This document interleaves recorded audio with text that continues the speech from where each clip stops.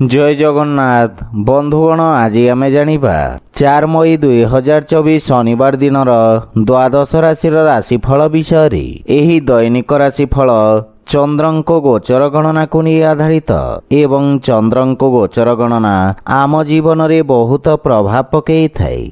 तो आसंतु सर्वप्रथमे जानिबा आजिर तिथि और राशि नक्षत्र विषय। आज होची 4 मई 2024 शनिवार बैशाख कृष्ण पक्ष एकादशी रात्र 8 घंटा 39 मिनिट गति द्वादशी। आज पूर्व भाद्रपद नक्षत्र रात्र 10 घंटा 7 मिनिट गति उत्तर भाद्रपद नक्षत्र। आज कुंभ चंद्र दिवा 4 घंटा 38 मिनिट गति मीन चंद्र। आजिर पर्वोत्सव सर्वसम्मत बरुथिनी एकादशी उपवास। आजिर शुभ बेला दिवा 9 घंटा 41 मिनिट रु दिवा 1 घंटा 9 मिनिट पर्यंत। आजिर सूर्योदय प्रातः 5 घंटा 20 मिनिट। आजिर सूर्यास्त संध्या 6 घंटा 20 मिनिट। आज मिथुन और मीन राशि पुरुष एवं मीन राशि महिला मानक घात चंद्र एवं वृष सिंह और कन्या राशि घातवार। आज शिंब और आमिष खाइबा निषिद्ध। तो बंधुगण आसंतु जानिबा आजिर राशिफल विषय। ता पूर्वरु आम चैनल को जो माने नुआ करी आछंती तळे थिबा लाल रंगर सब्सक्राइब बटन को दबाई आम चैनल को सब्सक्राइब करंतु ओ पाखरे थिबा घंटी बटन को दबाई ऑल रे सिलेक्ट करंतु काहेकिना आमे अपलोड करितबा प्रत्येक वीडियो रो नोटिफिकेशन आपण सर्वप्रथमे पाई परिबे। तो प्रथमे जानिबा मेष राशि विषय। आपणक एकादश स्थान रे चंद्रदेवंको गोचर आपणको पूर्वरु ए पर्यंत करितबा परिश्रमर उत्तम परिणाम प्रदान करिबा। योजना अनुଯାयी आपणक कार्य त्वरान्वित हेबा एवं कोनोसी नूतन व्यवसाय आरंभ करिवा पई समय शुभ रहिछि। एही अवधिरे आपणक द्वारा करा जाइतबा कार्यर सर्वोत्तम फल प्राप्ति हेबा। सोशल मीडिया रे आपणक प्रतिष्ठा वृद्धि पाइबा एवं पारिवारिक जीवन रे आपण परिवार सदस्यंक संपूर्ण समर्थन पाइबे। पितांक पक्षरु मार्गदर्शन एवं सहयोग मिलिबा। पितांक आशीर्वाद द्वारा आपणक उज्जवल भविष्यतर मार्ग प्रशस्त हेबा। किंतु जे कोनोसी गुरुत्वपूर्ण निष्पत्ति परिवार सदस्यंक परामर्श रे नियंतु सफलता पाइबे। प्रेम जीवन रे नवीनता एवं मधुरता आसीबा एवं आर्थिक स्थिति क्षेत्र रे उत्तम लाभ प्राप्ति हेबा जहा फल रे आर्थिक स्थिति सुदृढ़ हेबाकु लागिबा। स्वास्थ्य अवस्था उत्तम अनुकूल रहिछि। आज आपण गोमातांको खाइबाकु दियंतु शुभफल पाइबे। वृष राशि आपणक राशि स्थान रु दशम भाव रे चंद्रदेवंको गोचर आपणको कार्य क्षेत्र रे योजनाबद्ध भाव रे किछि गठनमूलक परिवर्तन करिवा पई प्रेरित करिबा। नुआ नुआ योजना आपण प्रारंभ करिवे तथा आपण निज व्यवसाय को एक नूतन दिग देबारे सक्षम हेबे एवं भाग्य आपणक सपक्षरे रहिबा। विद्यार्थी छात्र छात्री माने आपेक्षिक सफलता पाइबे। पारिवारिक जीवन रे परिवार सदस्यंक संपूर्ण समर्थन आपणक उपरे लागि रहिबा। जदि संपर्क रे पूर्वरु कोनोसी मनमालिन्य थाए ताहा दूर हेबाकु लागिबा। जीवन साथी आपणको सहाय्य सहयोग करिबारे तत्पर रहिबे एवं भाई माननको सहयोग प्राप्ति हेबा। प्रेम जीवन पई मध्य समय अत्यंत शुभ रहिछि तथा आपण निज संपर्क को नूतन दिग देबे। आर्थिक स्थिति उत्तम अनुकूल रहिबा। दीर्घकालीन निवेश लाभदायक सिद्ध हेबा एवं स्वास्थ्य अवस्था मध्य उत्तम अनुकूल रहिबा एवं आपण चर्म संबंधित रोगरु मुक्ति पाइबे। आज आपण भगवान विष्णु एवं माता लक्ष्मी को मिलित उपासना करंतु शुभफल पाइबे। मिथुन राशि चंद्रदेवंक आपणक नवम भाव रे गोचर आपणक भाग्य रे वृद्धि करिबा। आपणक उद्यम तथा प्रयास कारणरू आपणको आशाजनक परिणाम प्राप्ति हेबा। आपण निज असमाप्त कार्य ଏବଂ ଯୋଜନାଗୁଡ଼ିକୁ ଶୀଘ୍ର ସମାପ୍ତ କରିବାରେ ସକ୍ଷମ ହେବେ, ଯାହା ଫଳରେ ମାନସିକ ଶାନ୍ତି ଓ ସନ୍ତୁଷ୍ଟି ଅନୁଭବ କରିବେ। କିନ୍ତୁ ପୂର୍ବରୁ ଅଟକି ରହିଥିବା ଧନ ପାଇବା ପାଇଁ କିଛି ସମୟ ଅପେକ୍ଷା କରିବାକୁ ପଡ଼ିବ। ପରିବାରରେ ସୁଖ ଶାନ୍ତିର ବାତାବରଣ ଲାଗି ରହିବ ଏବଂ ଭାଇ ଭଉଣୀଙ୍କ ସହିତ ଏକ ଉପଭୋଗ୍ୟ ସମୟ ଅତିବାହିତ କରିବେ। ପରିବାର ସଦସ୍ୟଙ୍କ ସମ୍ବନ୍ଧିତ କୌଣସି ସୁଖଦ ସମାଚାର ପ୍ରାପ୍ତି ହେବ, କିନ୍ତୁ ପିତାଙ୍କ ସ୍ୱାସ୍ଥ୍ୟାବସ୍ଥାର ବିଷୟ ଧ୍ୟାନ ରଖନ୍ତୁ ଏବଂ ମାତାଙ୍କ ଠାରୁ ଆପେକ୍ଷିକ ସମର୍ଥନ ପାଇବା ସାମାନ୍ୟ କଷ୍ଟକର ହୋଇପାରେ। ପ୍ରେମ ସମ୍ପର୍କରେ ପ୍ରଗାଢ଼ତା ଆସିବ। ଆର୍ଥିକ ସ୍ଥିତି କ୍ଷେତ୍ରରେ ସେୟାର ମାର୍କେଟ ଆଦିରୁ ଆକସ୍ମିକ ଲାଭ ହେବାର ସମ୍ଭାବନା ରହିଛି ତଥା ଆର୍ଥିକ ସ୍ଥିତିରେ ସୁଧାର ଆସିବ, କିନ୍ତୁ ସ୍ୱାସ୍ଥ୍ୟ ପ୍ରତି ସାବଧାନ ରୁହନ୍ତୁ। ଆଜି ଆପଣ ଓಂ ନମଃ ଶିବାୟ ମନ୍ତ୍ରର ଜପ କରନ୍ତୁ, ଶୁଭଫଳ ପାଇବେ। କର୍କଟ ରାଶି, ଆପଣଙ୍କ ଅଷ୍ଟମ ଭାବରେ ଚନ୍ଦ୍ରଦେବଙ୍କ ଗୋଚର କାରଣରୁ ଆପଣଙ୍କୁ ନିଜ ସମସ୍ତ କାର୍ଯ୍ୟରେ ସାବଧାନ ରହିବାର ଆବଶ୍ୟକତା ରହିଛି। ବୁଝି ବିଚାରି ନିଆଯାଇଥିବା ନିଷ୍ପତ୍ତି ଲାଭଦାୟକ ସିଦ୍ଧ ହେବ, କିନ୍ତୁ କୌଣସି ନୂତନ କାର୍ଯ୍ୟ ଆରମ୍ଭ କରିବା ପାଇଁ ବର୍ତ୍ତମାନ ଉପଯୁକ୍ତ ସମୟ ନୁହେଁ। ଏକାଗ୍ରତା ବଜାୟ ରଖିବା ପାଇଁ ବିଦ୍ୟାର୍ଥୀ ଛାତ୍ରଛାତ୍ରୀମାନଙ୍କୁ ଅଧିକ ପରିଶ୍ରମ କରିବାକୁ ପଡ଼ିବ। ପାରିବାରିକ ଜୀବନରେ ଜୀବନସାଥୀଙ୍କ ସ୍ୱାସ୍ଥ୍ୟ ସମ୍ବନ୍ଧିତ କିଛି ସମସ୍ୟା ଦେଖାଦେଇପାରେ, କିନ୍ତୁ ପିତାମାତାଙ୍କ ଠାରୁ ସମ୍ପୂର୍ଣ୍ଣ ସମର୍ଥନ ମିଳିବ। କିଛି ସମ୍ପତ୍ତି ସମ୍ବନ୍ଧିତ ଖର୍ଚ୍ଚ ଆପଣଙ୍କୁ ହଇରାଣ କରିପାରେ। ଭାଇ ଭଉଣୀଙ୍କ ସହିତ ସମ୍ପର୍କ ସୁଦୃଢ଼ ହେବ ତଥା ପାରିବାରିକ ସମ୍ପତ୍ତି ବୃଦ୍ଧି ହେବାର ସମ୍ଭାବନା ରହିଛି। ପ୍ରେମ ସମ୍ପର୍କ ପାଇଁ ସମୟ ବିଶେଷ ସହାୟକ ନୁହେଁ, ସେଥିପାଇଁ ପ୍ରେମୀମାନେ ବିଶେଷ ସାବଧାନ ରହିବା ଉଚିତ। ଆର୍ଥିକ ସ୍ଥିତି କ୍ଷେତ୍ରରେ ଆର୍ଥିକ ଶିଥିଳତା ଦୂର ହେବ, କିନ୍ତୁ ଆୟବ୍ୟୟରେ ସନ୍ତୁଳନ ରଖିବା ସାମାନ୍ୟ କଷ୍ଟକର ହେବ। ସେଥିପାଇଁ ଅନାବଶ୍ୟକ ଖର୍ଚ୍ଚରୁ ଆପଣ ଦୂରେଇ ରୁହନ୍ତୁ। ସ୍ୱାସ୍ଥ୍ୟାବସ୍ଥା ମଧ୍ୟମ ଧରଣର ରହିବ। ପ୍ରାଣାୟାମ ଏବଂ ଦୈନିକ କାର୍ଯ୍ୟ ଉପରେ ବିଶେଷ ଧ୍ୟାନ ରଖନ୍ତୁ।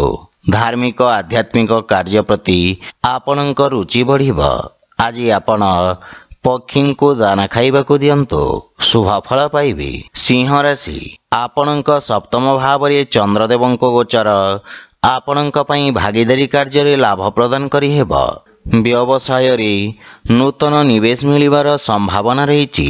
ଆପଣ ସମାଜରେ କିଛି ସକାରାତ୍ମକ ପରିବର୍ତ୍ତନ ଆଣିବାର ପ୍ରୟାସ କରିବେ। ଆପଣଙ୍କ ମାନ ସମ୍ମାନ ଓ ପଦ ପ୍ରତିଷ୍ଠା ବୃଦ୍ଧି ପାଇବ। କାର୍ଯ୍ୟକ୍ଷେତ୍ରରେ ସଫଳତା ମିଳିବ ତଥା ରାଜକୀୟ ପକ୍ଷରୁ ଆପଣଙ୍କୁ ପ୍ରୋତ୍ସାହନ ମିଳିବ। ରାଜନୈତିକ କ୍ଷେତ୍ରର ବିସ୍ତାର ପାଇଁ ସମୟ ଉତ୍ତମ ଅନୁକୂଳ ରହିଛି। ପାରିବାରିକ ଜୀବନରେ ଜୀବନ ସାଥୀଙ୍କ ଠାରୁ ପ୍ରାପ୍ତ ସହଯୋଗ କାର୍ଯ୍ୟକ୍ଷେତ୍ରରେ ବିଶେଷ ଲାଭଦାୟକ ପ୍ରମାଣିତ ହେବ ତଥା କୌଣସି ବଡ଼ ସମସ୍ୟାର ସମାଧାନ ମିଳିବ। ଯଦି ଆପଣ ଅବିବାହିତ, ତାହେଲେ ବିବାହ ସମ୍ବନ୍ଧିତ କିଛି ଭଲ ଖବର ପାଇବେ ଏବଂ ମାତାପିତାଙ୍କ ସେବା କରି ଆଶୀର୍ବାଦ ପାଇବେ।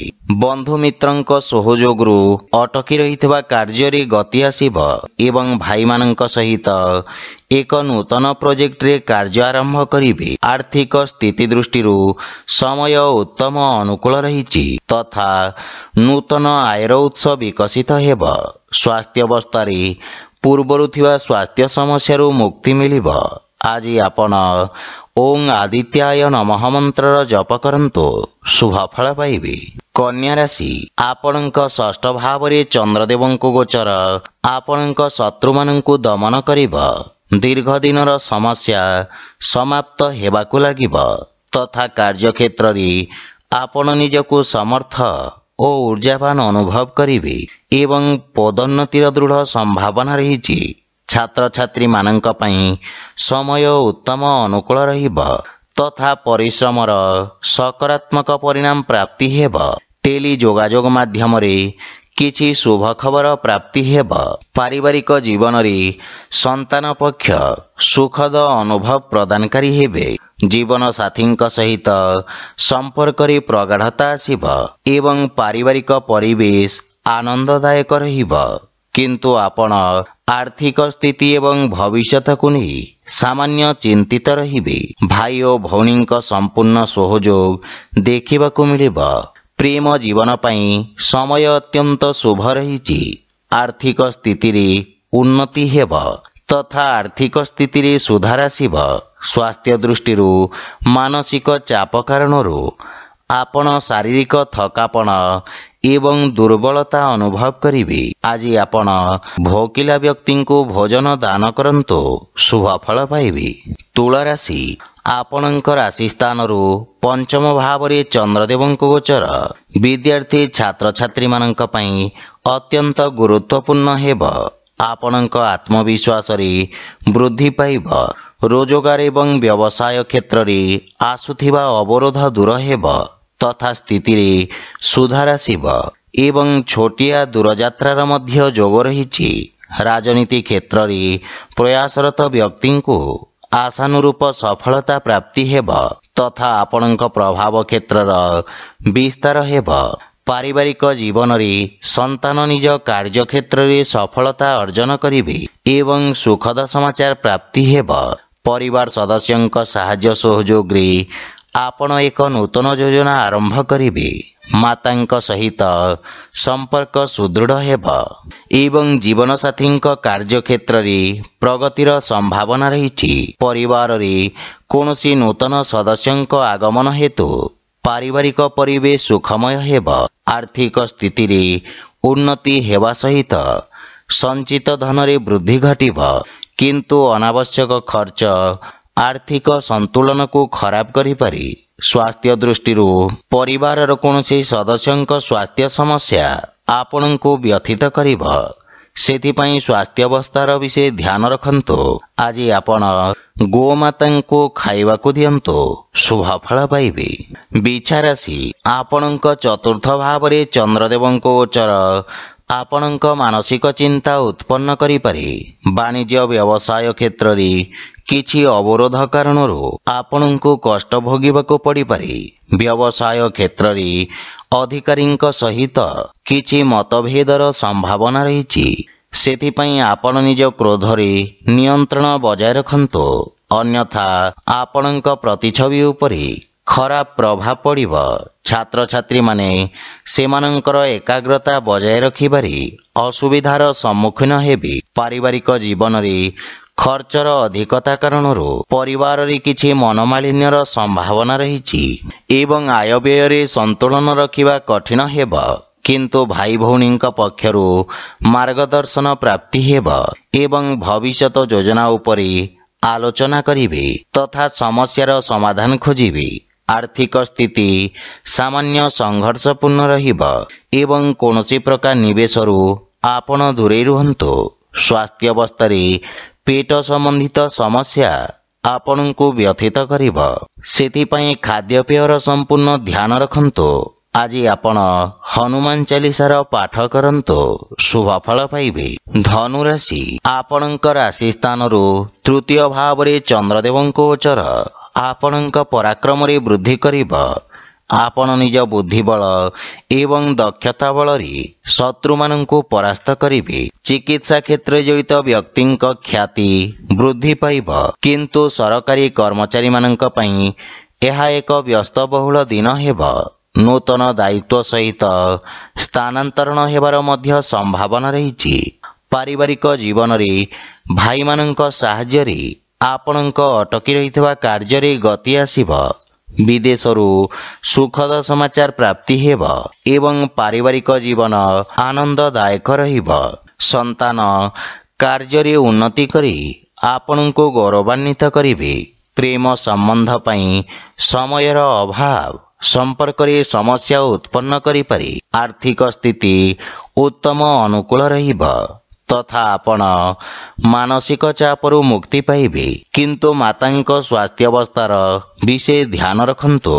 ଆଜି ଆପଣ ଶିବଲିଙ୍ଗରେ ଜଳ ଅର୍ପଣ କରନ୍ତୁ, ଶୁଭ ଫଳ ପାଇବେ। ମକର ରାଶି, ଆପଣଙ୍କ ଦ୍ୱିତୀୟ ଭାବରେ ଚନ୍ଦ୍ରଦେବଙ୍କ ଗୋଚର କାରଣରୁ ସମାଜରେ ଆପଣଙ୍କ ମାନ ସମ୍ମାନ ବୃଦ୍ଧି ପାଇବ। ଆପଣ ନିଜର ସମସ୍ତ କାର୍ଯ୍ୟ ସଫଳତାର ସହିତ ସମାପ୍ତ କରିବାରେ ସକ୍ଷମ ହେବେ। ବିଦ୍ୟାର୍ଥୀମାନେ ନିଜ ଅଭିବ୍ୟକ୍ତି କ୍ଷମତାରେ ଅଭିବୃଦ୍ଧି ଅନୁଭବ କରିବେ ଏବଂ ଆପଣ ନିଜ ମଧୁର ବାଣୀ ଦ୍ୱାରା ସମସ୍ତଙ୍କୁ ପ୍ରଭାବିତ କରିବେ। तथा आपणଙ୍କ सकारात्मक भावमूर्ति समाज रे उत्पन्न हेब। कर्म क्षेत्र रे संपर्क लाभदायक हेब एवं पारिवारिक जीवन रे परिवार संपूर्ण समर्थन आपणଙ୍କ उपरे लागि रहिब। पूर्वर थिबा पारिवारिक दूरतार अंत घटिब। परस्पर मध्यरे प्रेम भाव वृद्धि पाइब। परिवार रे सुख शांतिर वातावरण लागि रहिब। भाई भौणीଙ୍କ सहित आपण उत्तम समय अतिबाहित करिबे। संतान पक्षरु सुखद समाचार पाई प्रसन्नता अनुभव करिबे। प्रेम संपर्क पाई आपण समय बाहर करिबारे सक्षम हेबे। आर्थिक स्थिति विकसित हेब तथा नूतन आयर उत्स वृद्धि पाइब। स्वास्थ्य अवस्था सामान्य रहिब एवं पुराना स्वास्थ्य समस्या आपण मुक्ति पाइबे। आज आपण गरीब व्यक्ति को सहाय्य करंतु शुभ फल पाइबे। कुंभ राशि आपणଙ୍କ राशि रे चंद्रदेव को गोचर आपणଙ୍କୁ पूर्वरु लागि रहितवा समस्यारू मुक्ति प्रदान करिब। आपणଙ୍କ आचरण रे एक सकारात्मक परिवर्तन आसीब जहा आपणଙ୍କ किछि खराब अभ्यास शेष करिबारे सहायक हेब। समाज रे आपणଙ୍କ भावमूर्ति रे सकारात्मक परिवर्तन आसीब। पारिवारिक जीवन रे पारिवारिक सहयोगरू आपण अटकी रहितवा कार्य रे अग्रगति अनुभव करिबे। अजाई अथवा कोनोसी वृद्ध व्यक्ति को सहाय्य करिवार सुजोग मिलिब जहा फल रे आपण शांति अनुभव करिबे। भाई भौणीଙ୍କ मध्यरे संपर्क सुदृढ़ हेब एवं आर्थिक स्थिति क्षेत्र रे किछि समय धरि चली आसुथवा आर्थिक समस्यारू आपण मुक्ति पाइबे। किंतु अनावश्यक खर्चरू आपण दूरे रुहंतु। आपण मानसिक शांति एवं एक नूतन उत्साह अनुभव करिबे जहा फल रे स्वास्थ्य अवस्था उत्तम अनुकूल रहिब। आज आपण बजरंग बाण पाठ करंतु शुभ फल पाइबे। मीन राशि आपणଙ୍କ द्वादश भाव रे चंद्रदेवଙ୍କ गोचर आपणଙ୍କୁ आर्थिक क्षेत्र रे किछि संघर्ष करबाको पड़ी पारे किंतु बुझी विचारी करा जायथिवा निवेश आपणଙ୍କୁ लाभ प्रदान करिब। सामाजिक सेवारे आपण पूर्ण सहयोग करिबे किंतु आपण बाणी रे नियंत्रण बजाय रखंतु। कार्य रे अधिक परिश्रम एवं गंभीरतार आवश्यकता रहिछि। पारिवारिक जीवन रे अत्यधिक खर्च परिवार रे उत्तेजना सृष्टि करिब। जे कोनोसी प्रकार निर्णय बुझी विचारी नियंतु। धार्मिक आध्यात्मिक कार्य प्रति आपणଙ୍କ रुचि बढ़िब। धैर्य सहित गृह परिवार समस्त समस्यार समाधान खोजिबारे आपण सक्षम हेबे एवं परिवार सुख सुविधा पई आपण खर्च करिबे। आर्थिक स्थिति उत्तम अनुकूल रहिब किंतु अनावश्यक खर्च रे वृद्धि आपणଙ୍କୁ व्यथित करिब। आपण मानसिक रूप रे भावुक और संवेदनशील रहिबे। आज आपण सूर्यदेव को जल अर्पण करंतु शुभ फल पाइबे। तो बंधुगण यह थिला आजिर राशिफल विषय रे।